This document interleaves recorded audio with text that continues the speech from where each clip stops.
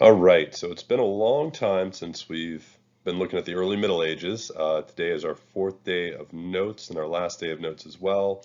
And today we are going to look at the church in the Middle Ages. The Roman Catholic Church was the only church in Europe during the Middle Ages. So that meant that almost everyone living in Europe during this time period were Christians.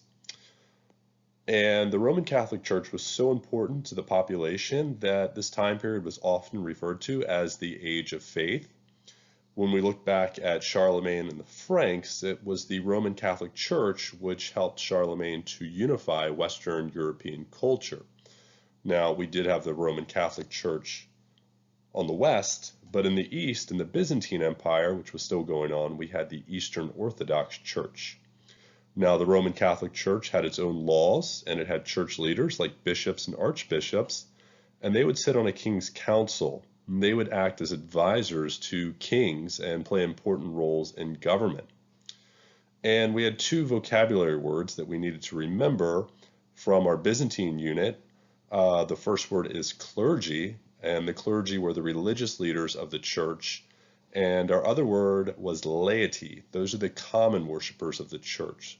So a clergy member could be a priest or a bishop or even the pope, who's considered the head of the clergy. And then the laity, that's anyone who does not have an official church position. So we worked on those feudal pyramids, and the church was much like the rest of European society. It was based on a hierarchy. And of course, at the top, you have the Pope, the leader of the church. He was the Bishop of Rome. And below the Pope, you have cardinals and archbishops. Those were like your nobles, if you were to try and make a comparison to the rest of medieval society. The bishops below them would be kind of like our knights, and then your commoners would be your priests, your monks, and your nuns at the bottom of this pyramid. And in this graphic, you can see that the church is just a sliver of European society. If you look at the top, you've got the Pope, who is like a monarch, like a king. The cardinals and archbishops and bishops would be nobles and upper class people, while the priests and missionaries, monks and nuns would be more or less like peasants. So at the top of the church hierarchy was the Pope, the Bishop of Rome, and according to Roman Catholics, he is the representative of Christ on earth. He's the spiritual leader of the church. And as we see over time, starting with Gregory the Great, the Pope would try to take a role in government. He claimed to have authority over secular or non-religious rulers like emperors or kings and nobles. And of course, secular was one of those vocab words we needed to know. Secular means worldly rather than religious. Below the Pope, we have cardinals.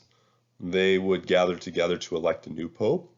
They also served as advisors to the Pope. Below them are the archbishops. They would run a larger geographic region. They would supervise the bishops. And usually to become an archbishop or bishop, these were the younger sons of nobles. Now, what Europeans had realized is that if you've got an older son, you need to give all your land to one son instead of fragmenting the land, and that usually ended up in power struggles and warfare. So the oldest son would usually get the inheritance, the land and the wealth. But if you had more sons, you needed to do something with them as well. And one of the things that we would see nobles do is send the next son into the church, and they wouldn't start off as a low-level position like a priest. They would take the role of a bishop or an archbishop. Next, we have bishops. Bishops supervise priests in a smaller geographic area, like a city, and their job was to settle disputes over church teachings and religious practices. Their goal was to unify all the Christians within Europe and having them practice the same doctrine or system of beliefs. At the bottom of the church's hierarchy were the priests, and they administer the sacraments at church. So you might have several priests working in a church, and a sacrament is a religious ceremony that will lead to eternal life. Some examples are baptisms or confessions. You're not going to need to know the examples, but you do need to know what a sacrament is, that it is a religious ritual or ceremony. They help the sick and the needy. And in a village or city, they might teach the youth of that area Latin or how to read the Bible if they could read themselves. So in this picture, we have priests performing one of the sacraments, which is baptism, where they are cleansing this baby of sin by using holy water. And if you look, this is a later piece of Middle Ages artwork. They are getting better with detail, but not so good with babies. If you look at the baby, it kind of looks like they took an old man and shrunk him down. We'll see better artwork as we move along through the late Middle Ages and into the Renaissance. Like priests, monks and nuns were at the bottom of the church's hierarchy. Men would become monks and move to a monastery. Women would become nuns and move to a convent or nunnery. So they're withdrawing from worldly life. And some of their jobs were to care for the sick and the poor. They'd provide food and shelter to travelers, especially those on a pilgrimage looking to see a holy site. And monasteries, convents, and churches would be some of the most educated areas in Western Europe. They preserved learning.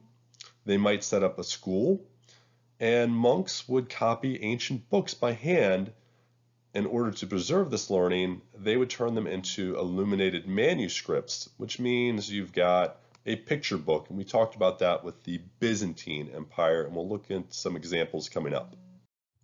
So here's our example of an illuminated manuscript. We've seen these in the Byzantine Empire. Most people weren't able to read or write. So luckily we've got a picture which can tell the story. But paper was still a hot commodity. It was expensive, so they wanted to make sure that they used all the paper available, and that's why we see so many designs going around the edges of the picture and the actual writing.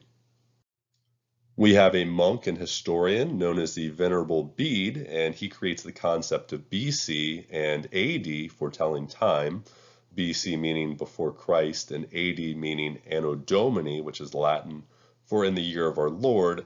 Now today we use BCE and CE as our denominations for time. We call that scientific time. We have Benedict, who is a priest in Italy. He established the Benedictine rule of poverty, chastity, and obedience, which spreads across Europe. Those are rules that monks would follow in their monastery. And he has a sister named Scholastica who will do the same for nuns in the convent. We will see missionaries spread Christianity all across Europe. Two of the more famous ones would be St. Patrick, who goes to Ireland, and St. Augustine, who spreads Christianity to England. So on the picture to the left, we've got the Venerable Bede coming up with a way to tell time, and he uses BC and AD. And then on the right, we have St. Patrick, who is wearing green, and he would go to Ireland and spread Christianity there. So as a Christian living in Western Europe, whether you were a noble or a peasant, your life revolved around the church. And at the village church, you would go to Mass, baptisms would take place there, marriages and funerals. So all the big events within your life would take place at the church. Local priests could establish church schools if the priest could read or write. And all Christians would pay a tithe, and I would circle that word. A tithe is a tax of 1/10 of your income that would go to the church. So the church had absolute power over Christians, as all the Christians in Western Europe followed the Roman Catholic form of Christianity. The highest church officials, as we said, were usually those of noble birth. According to the church, all people were born sinners and could only avoid going to hell by participating in the sacraments, those religious rituals like baptism, communion, confirmation, marriage, confession, and last rites. Again, you're not going to need to remember the examples of the sacraments. The church had its own laws called canon laws. Anyone who disobeyed canon law would be cut off from the church. They would be excommunicated. And if you're excommunicated, that means you don't get to take part in the sacraments, the religious rituals. You would not be buried in Christian ground, and you'd really be shunned by society. Nobody would want to be around you knowing that you've been excommunicated. And this could be even worse for a king or a noble. They could be placed under what's called the interdict. And that means that anyone living in their region of control would be able to receive the sacraments. So in effect, everyone would be excommunicated. And of course, no matter who you are living in that land, you're going to be pretty upset when your leader is excommunicated, and therefore meaning you don't get to go to heaven, and you might even start to riot or revolt and call for new leadership to take over. Pope Gregory I is going to try to make his position more secular or worldly. He's going to want more control over politics throughout Europe. And that means that popes and secular leaders like emperors or kings, they're going to become rivals with each other. They're going to be fighting over power and who should have the final say. Otto I, or Otto the Great, was a German king who had a good relationship with the Catholic Church. He was crowned king in 936, and he was inspired by Charlemagne, who had been around about 130 years before Otto. And like Charlemagne, Otto allied with the Catholic Church to fight against noble power. He was from the Holy Roman Empire, and even though he was king, all these nobles would fight with themselves trying to acquire more power, and Otto wanted to unify them all under his leadership. Otto would invade Italy on the Pope's request to put down a revolt, and he was thanked by the Pope by being crowned emperor in 962. He was the Roman emperor of the German nation, which was a continuation of the Holy Roman Empire that Charlemagne had created.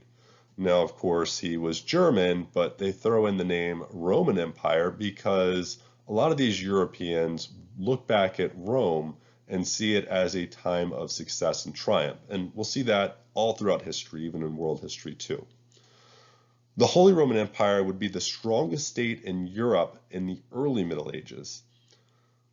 But over time, we'll see church leaders and Italian nobles resent German power in Italy. They're unhappy that outsiders from north of the Alps are telling them what to do. So on the left, we have Otto I, and on the right, we have a map of the Holy Roman Empire. And if you could see, there are a lot of borders within the Holy Roman Empire, what would become Germany. And they have those borders because each of these lands were ruled by a noble called a duke, and these dukes would actually spend a lot of time fighting each other.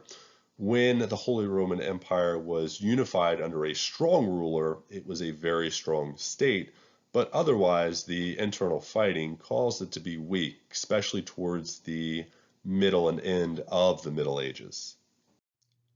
One of the issues that comes about in this rivalry between kings and the Pope is lay investiture. The word lay comes from laity, the common people in the church. And investiture means to install a bishop. So kings and nobles, who are lay people, part of the laity, could appoint a church official like a bishop. And whoever controls the bishops controls the church because they're going to be loyal to you. If I put you in a place of power and I ask you to do something for me, you're probably going to do it because I'm the one who gave you that power. Well, in 1075, Pope Gregory VII banned lay investiture. He didn't want emperors, kings, or nobles having this kind of power. And the German Emperor Henry IV orders Gregory to resign as Pope. He's not happy with the Pope's decision. Bad idea on Henry's part because Pope Gregory excommunicated Henry, meaning he cut him off from the church, and Henry lost support of his princes and the bishops. Nobody was willing to listen to him because he had been cut off from the Roman Catholic Church. So since Emperor Henry had been excommunicated, he really has two problems now. The first is that he doesn't get to go to heaven, and the second is that his nobles are now rebelling against him. And to solve those two problems and save his throne, he needs Pope Gregory's forgiveness. Now, Pope Gregory was staying at an Italian town called Canossa as a guest. So Henry had to meet him there, and in 1077, Henry crosses the Alps and makes it to Canossa. But when he gets to the gates, he's not allowed in to see the Pope. The Pope refuses him. So Henry, who's an emperor, has to beg out in the snow wearing rags. He was pretty much wearing burlap, which can be very itchy. And for 3 days, he is begging to see the Pope because he wants forgiveness. And because Henry looked so humble and was asking for forgiveness, the Pope was obligated to forgive him. But the meeting didn't solve anything in this rivalry between emperors and popes except to humiliate Henry. So in our two pictures, on the left we have Henry, who is an emperor, and he is standing outside the gates of the city. He's wearing burlap, looking much more like a peasant than an emperor, and he's finally allowed in to see the Pope, and again, looking very humble, and he's got to kneel in front of the Pope and beg for forgiveness, and the Pope did finally forgive him. Emperors and popes would continue to feud until 1122 when they reached a compromise. This compromise was called the Concordat of Worms. It looks like worms, but it's pronounced Worms.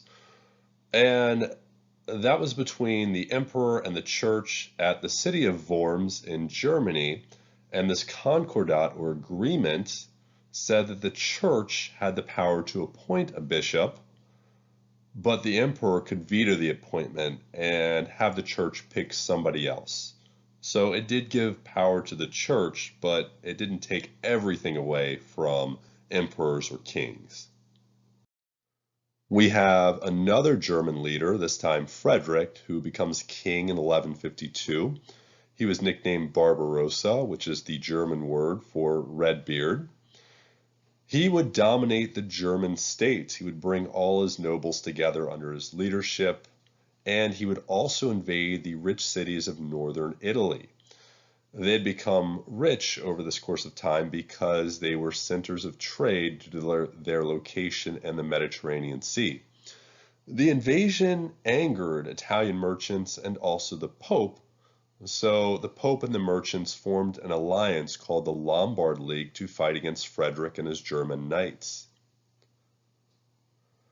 And in 1176, they would fight each other at the Battle of Legnano. The Lombard League and the mercenaries they had paid to fight against Frederick and his knights were victorious, and Frederick and the Germans were driven out of northern Italy. He lost his authority, and as he died, his empire would crumble. And when he died, it was actually on his way to the Crusades. He was going to Jerusalem. We'll talk about that a little bit later. He died when he drowned in a river, and some say he was thrown from his horse. Others say he died trying to cross the river swimming. What we do know is that his soldiers wanted to take his body to Jerusalem, but of course they didn't want him to decay on the way there, so they tried to put him in a barrel of vinegar, pretty much turning them into a human pickle. It didn't work, and they left his bones in one city and his heart in another. And we'll talk more about the Crusades in a few class periods. So here we have the Lombard League victorious over Frederick and his knights at the Battle of Legnano. And we've got Frederick now sporting a gray beard as he's in his old age instead of that red beard that gave him the nickname Barbarossa. Moving from people to architecture, we get cathedrals, which are cities of God. These cathedrals were large churches built in or near cities.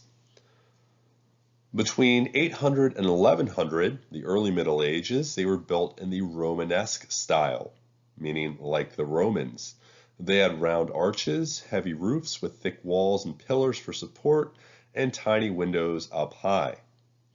By the 1100s, we get a new style called the Gothic style, and these cathedrals in the Gothic style would have pointed arches, the flying buttress, which were stone supports outside of the church, and it allowed for higher walls, tall spires, and huge stained glass windows.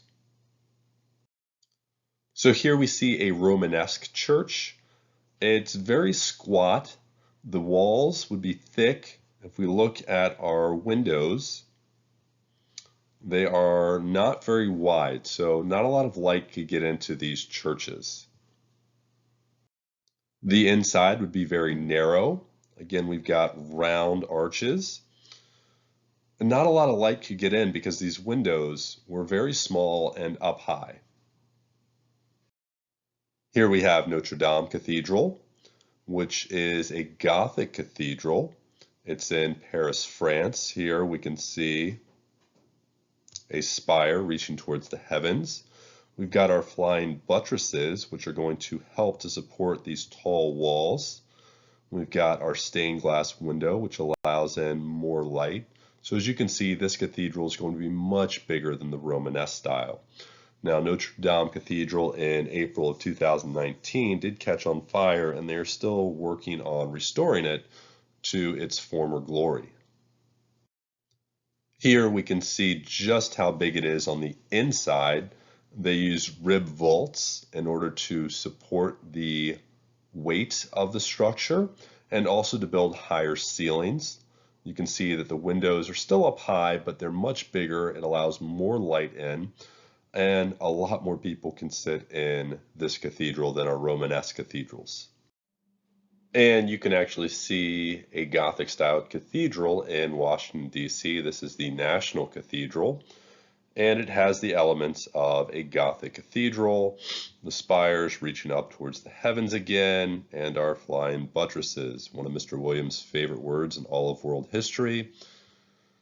It also has a depiction of Darth Vader, a little sculpture, and they had created gargoyles, beasts that were put on the sides of the cathedral, and they were running out of ideas for mythical creatures, and so they used the head of Darth Vader and put him on there. And we have the rose window of Notre Dame. Stained glass windows, like the rose window, serve two purposes. One, to let in more light than we saw in our Romanesque churches, but also we know that most of the people couldn't read or write, so this would help them follow along with Bible stories. So finally, not everyone living in Western Europe during this time was a Christian. We also have Jews living in Europe as well. But oftentimes they were persecuted, they were victims of anti-Semitism. They were not allowed to own land and practice most occupations. And they became scapegoats for the Christians in Europe. They were blamed for the death of Jesus, but also anytime there was a disease, famine, or hardship, they would be blamed. And these could result in pogroms, which is where their village or town would be attacked and they would be killed in some cases. So to escape persecution, many Jews migrated to Spain, where Muslims had control during this time. It was called the Kingdom of Al-Andalus, and they were able to rise high in society as they were considered people of the book. They would also move to Eastern Europe, where they would build large communities.